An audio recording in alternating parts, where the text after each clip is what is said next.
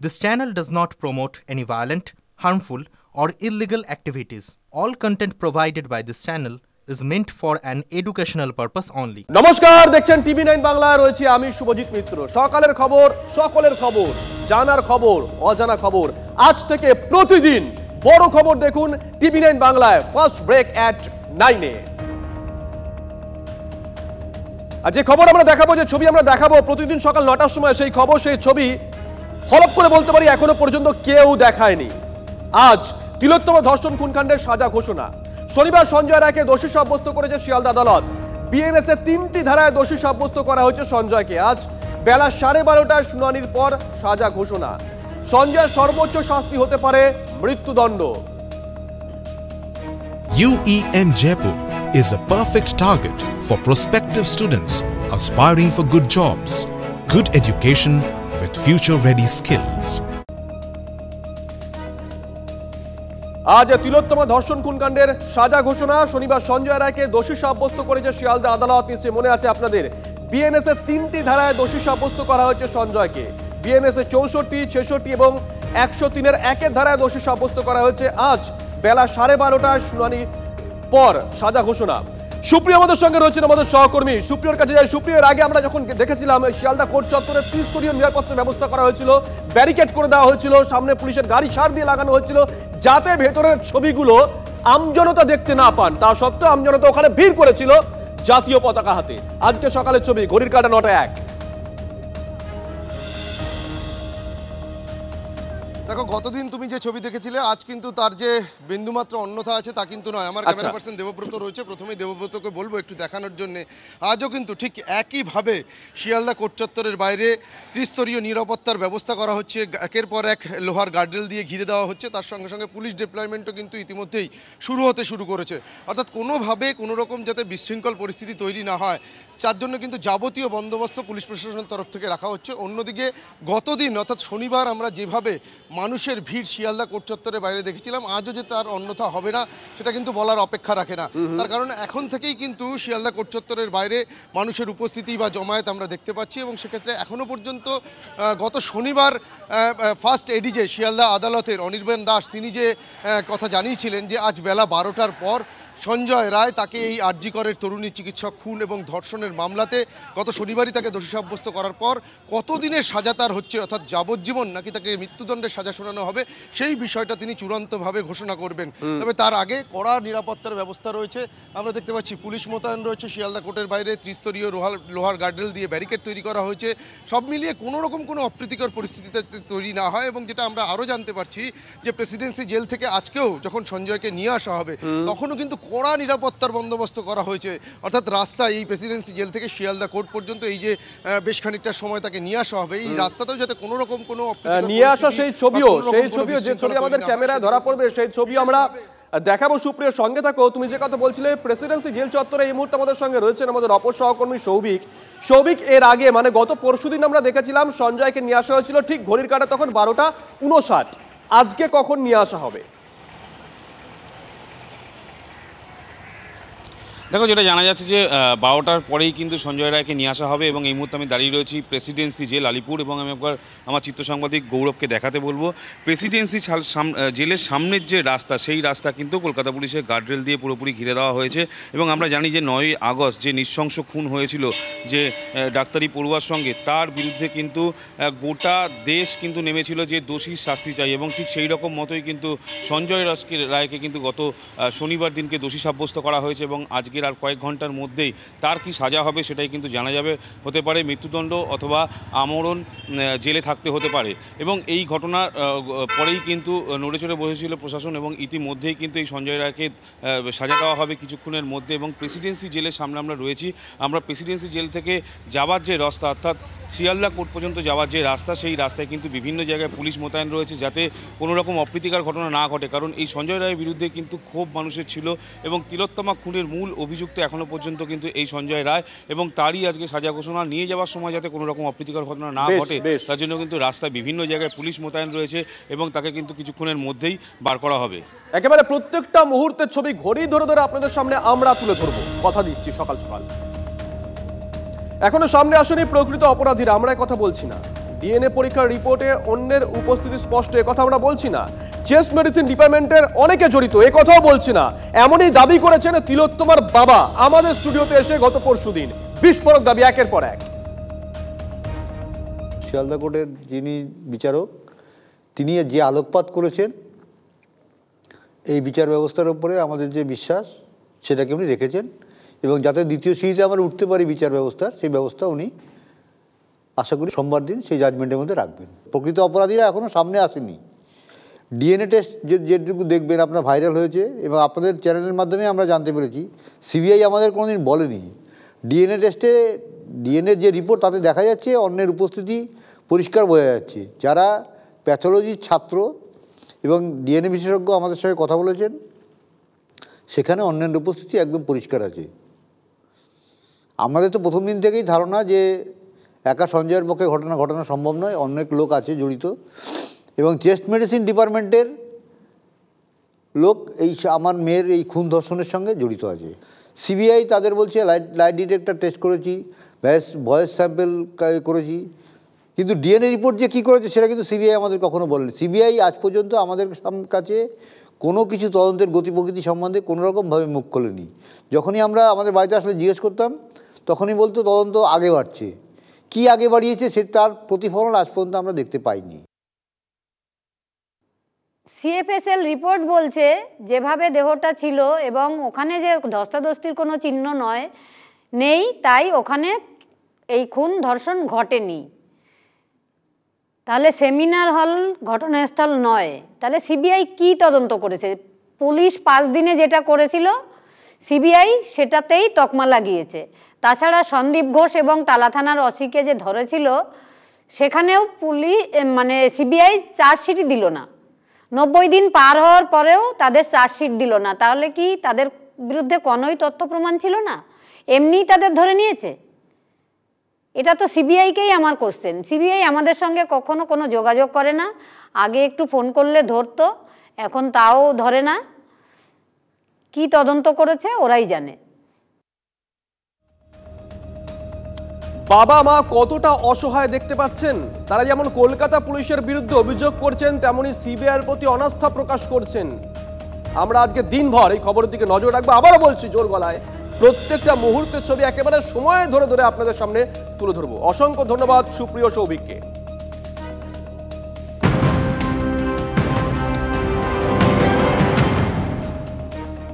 আরো একটা বড় খবর, আরজি করে জুনিয়র চিকিৎসক আসফাকুল্লাহ নাইয়াকে তলব বিধাননগর কমিশনারেটের। বড় খবর, আজ সকাল 11টায় আন্দোলনকারী চিকিৎসক নেতাকে হাজিরার নির্দেশ দেওয়া হয়েছে। পিজিটি হলেও ইএনটি সার্জন পরিচয় দিয়ে চেম্বার করার অভিযোগ। গত বুধবার আসফাকুল্লাহকে শোকজের চিঠি দেয় মেডিকেল কাউন্সিল। আসফাকুল্লাহ কি যাবেন? এখনো পর্যন্ত কি জানা যাচ্ছে? তার কাছ থেকে কি জানতে চাইছেন তদন্তকারী আধিকারিকরা? জানবো সুমনের কাছ থেকে। সুমন, দেখো, তিলোত্তমা কাণ্ড নিয়ে আমরা কথা বলছিলাম। এই যে ঘটনাটা না, এটা তিলোত্তমা কাণ্ডের সঙ্গে আষ্টে পৃষ্ঠে জড়িয়ে আছে শুভজিৎ। তার কারণ তোমার মনে থাকবে যে আসফাকুল্লাহ নাইয়া তিনি দাবি করেছেন যেহেতু তিনি আন্দোলন করেছিলেন তাই তিনি প্রতিহিংসার শিকার হচ্ছেন, কিন্তু পুলিশ প্রশাসন তারা অন্য কথা বলছে। তাদের বক্তব্য যে ডিগ্রি কমপ্লিট হওয়ার আগে তিনি ইএনটি সার্জনের পরিচয় দিয়ে চেম্বার চালিয়ে যাচ্ছেন, সেজন্যই তাকে রাজ্য মেডিকেল কাউন্সিল শোকজ করেছে এবং তার বাড়িতে পুলিশি তল্লাশি হয়েছে, নোটিশ দিয়ে আসা হয়েছে বাড়িতে। তারপর আসফাকুল্লাহকে আজকে তলব করা হয়েছে ইলেকট্রনিক কমপ্লেক্স থানায়। এখনো পর্যন্ত সূত্রের যা খবর, আসফাকুল্লাহ নাইয়া আজকে সেখানে সশরীরে পৌঁছবেন। আজকে যখন সাজা ঘোষণা হবে তখন আসফাকুল্লাহকে নাইয়াকে থাকতে হবে ইলেকট্রনিক কমপ্লেক্স থানায়। এবং তোমাকে বলে রাখি, রাজ্য মেডিকেল কাউন্সিলের কাছ থেকেও তথ্য সংগ্রহ করেছে পুলিশ। যদি এরকম হয় সেক্ষেত্রে আসফাকুল্লাহ নাইয়ার বিরুদ্ধে পুলিশ কি পদক্ষেপ করতে পারে, রাজ্য মেডিকেল কাউন্সিল কি পদক্ষেপ করতে পারে, এ বিষয়ে সম্যক ধারণা নিয়েছে বিধাননগর পুলিশ কমিশনারেট। কিছুক্ষণের মধ্যে আসফাকুল্লাহ নাইয়া তিনি এসে উপস্থিত হবেন ইলেকট্রনিক কমপ্লেক্স থানায়। নজর থাকবে সুমন, নজর রাখো।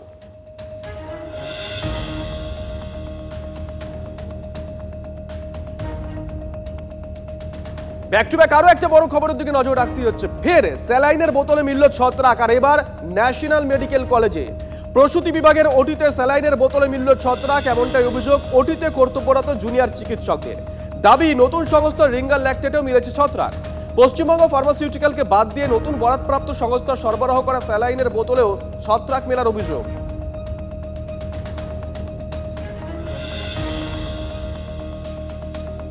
স্যালাইনের পর এবার ইঞ্জেকশনেও ছত্রাক। ফের সরকারি স্বাস্থ্যক্ষেত্রে নিম্নমানের ওষুধ ব্যবহারের অভিযোগ।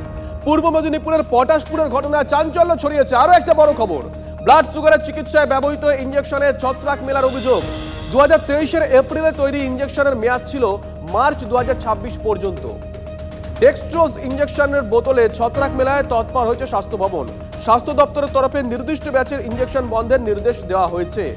আরো বিস্তারিত জানবো, সৌরভ দত্ত আমাদের সঙ্গে রয়েছেন টেলিফোনে, আমাদের সহকর্মী। সৌরভ।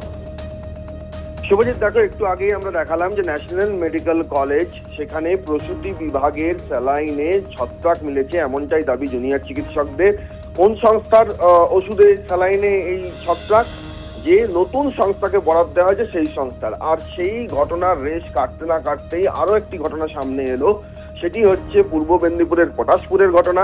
এক্ষেত্রে ব্লাড সুগারের রোগীদের যে ইঞ্জেকশন দেওয়া হয়, সেই ইঞ্জেকশনে ছত্রাক মিলেছে, এমনটাই কিন্তু স্বাস্থ্য দপ্তর সূত্রে আমরা জানতে পারছি। এবং শুধুমাত্র মিলেছে নয়, স্বাস্থ্য দপ্তর এক্ষেত্রে এই নির্দিষ্ট ব্যাচের যে ইঞ্জেকশন, সেই সমস্ত ইঞ্জেকশন ব্যবহার বন্ধের নির্দেশ জারি করেছে।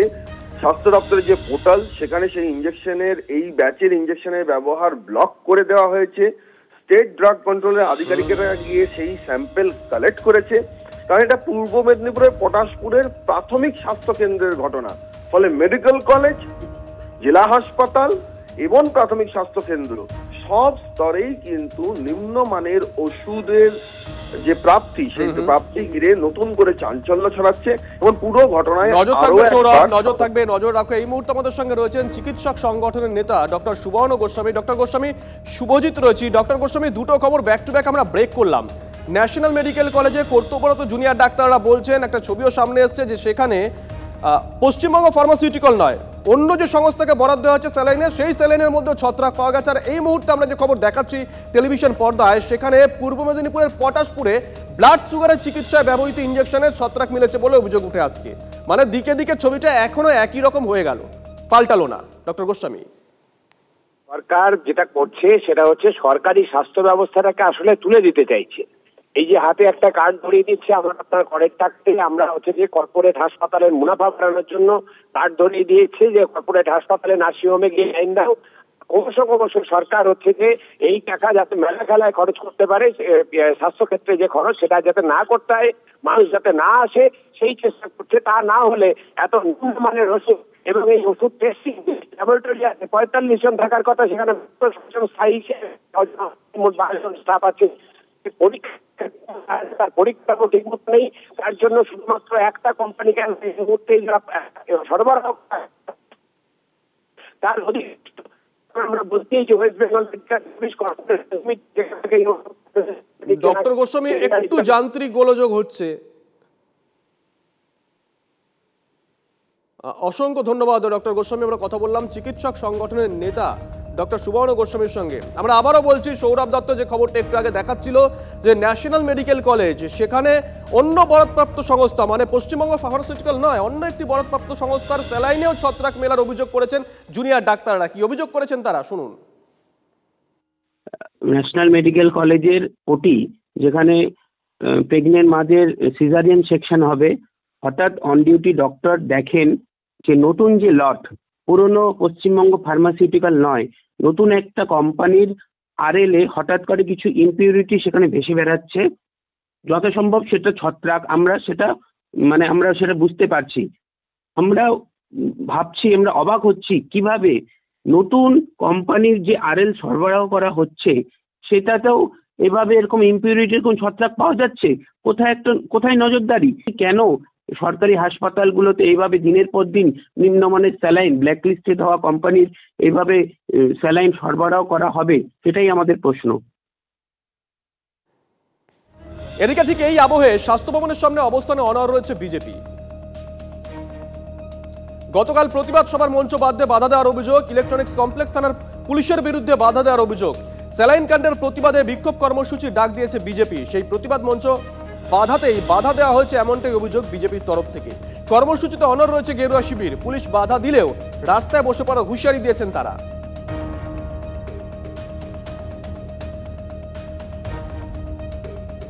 আমরা ইন্টিমেশন দিয়েছি, যেরকম অফিসিয়াল ইন্টিমেশন আমরা প্রত্যেকবার দিই, সেবারও দিয়েছি তারপরেও আজকে আমরা ডেকোরেটার্সের লোক নিয়ে 11টার সময় আমরা স্টেজ এই জায়গাটা করবো ঠিক করেছি এবং পুলিশের কাছে আমরা গেছিলাম, আইসির কাছে গেছিলাম ইলেকট্রনিক্স কমপ্লেক্সে, যে আমাদের সহযোগিতা করা হোক, এই জায়গাটায় আমরা করব।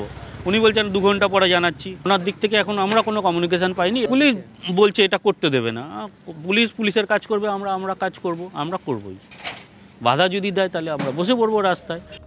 শাসক দলের হাতে আক্রান্ত পুলিশ। ভাঙড়ে শাক শহরে জোয়ার থেকে অভিযান চালাতে গেলে পুলিশকে মারধর করা হয় বলে অভিযোগ। পুলিশের কাছ থেকে ধৃতদেরকে ছিনিয়ে নিয়ে যাওয়ার চেষ্টা হয়। কনস্টেবল ও সিভিক ভলেন্টিয়ারদের বাঁশ দিয়ে বেধড়ক মারধরের অভিযোগ। তৃণমূল নেতাকর্মীদের বিরুদ্ধে ঠিক কি ঘটেছে, কাদের বিরুদ্ধে অভিযোগ, যাদের বিরুদ্ধে অভিযোগ তারা কি বলছে, জানবো সত্যজিতের কাছ থেকে। সত্যজিৎ,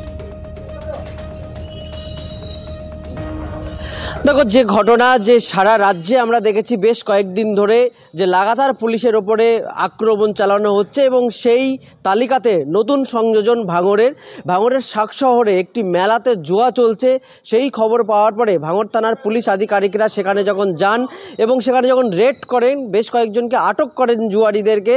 সেই সময় অভিযোগ যে এলাকার বেশ কিছু তৃণমূল কংগ্রেসের নেতারা তারা জোরপূর্বক পুলিশের কাছ থেকে সেই যারা জুয়ারি তাদেরকে ছিনিয়ে নেওয়ার চেষ্টা করে এবং পুলিশ তাদেরকে নিয়ে আসার চেষ্টা করলে তাদেরকে যেমন জোর করে নিয়ে আসে এবং অগত্যায় পুলিশের ওপর আক্রমণ চালানো হয় এবং ঘটনায় একজন কনস্টেবল সহ বেশ কয়েকজন সিভিক আক্রান্ত হয়েছে।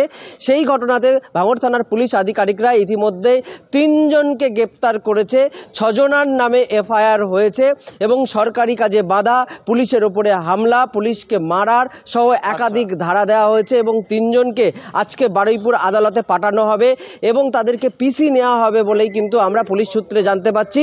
কিন্তু শুভজিৎ, জানিয়ে রাখবো যে শুধুমাত্র পুলিশের বিরুদ্ধে এই যে অভিযোগ, পুলিশের যে অভিযোগ করছে, পাশাপাশি পুলিশের বিরুদ্ধেও কিন্তু অভিযোগ আছে সাধারণ মানুষ ওই এলাকার। তারা বলছেন যে পুলিশ তারা কিন্তু সেখানে গেছিল এবং একটি টাকা চাওয়ার ব্যাপারেও কিন্তু প্রকাশ্যে আসছে, যদিও এই মুহূর্তে কেউ প্রকাশ্যে মুখ খুলছে না, তবে অভিযোগ পাল্টা অভিযোগ। শওকত মোল্লা, তার সঙ্গে আমরা কথা বলেছিলাম, তিনি কি বলেছেন শুনুন। বাইরে ছিলাম, সবে মাত্র ফিরছিলাম। যদি কেউ এই ধরনের কাজ করে কখনো সেটাকে অ্যাকসেপ্ট করা হবে না, তার বিরুদ্ধে যথাযথ ব্যবস্থা নেওয়া হবে। এখানে ওই ক্যানিং আমার বিধানসভার একটা মেলা চলে সাকসাজে, আমি জানি এই ধরনের কোনো ঘটনা ঘটেছে বলে আমার জানা নেই। এটা ভাঙড় বিধানসভায় নয়, এটা ক্যানিং পূর্ব বিধানসভায়। আমি খবর নিয়ে জানাবো। এদিকে কুলতলিতে আক্রান্ত পুলিশ। জামতলা বাসস্ট্যান্ড এলাকায় পুলিশ কর্মীদের সঙ্গে বচসা, পুলিশের গায়ে হাত তোলার অভিযোগ মত্ত ব্যক্তিদের বিরুদ্ধে। ঘটনায় গ্রেপ্তার 2 জন।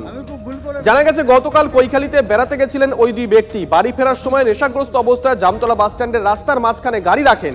ডিউটিরত পুলিশ কর্মীরা গাড়ি সরাতে বললে প্রথমে বচসা, তারপর ধাক্কাধাক্কি দেয় বলে অভিযোগ।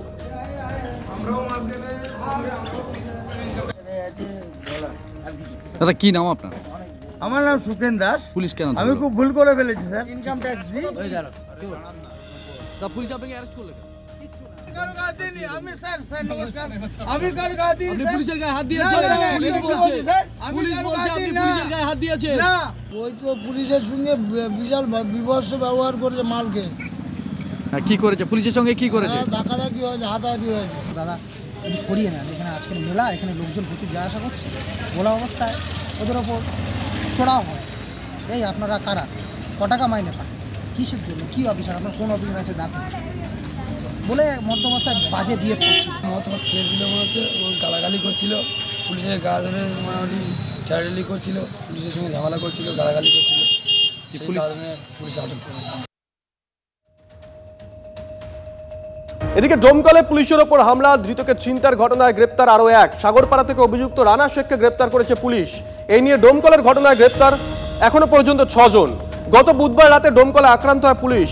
পুলিশকে কোপ মেরে ধৃতকে ছিনতাইয়ের অভিযোগ ওঠে।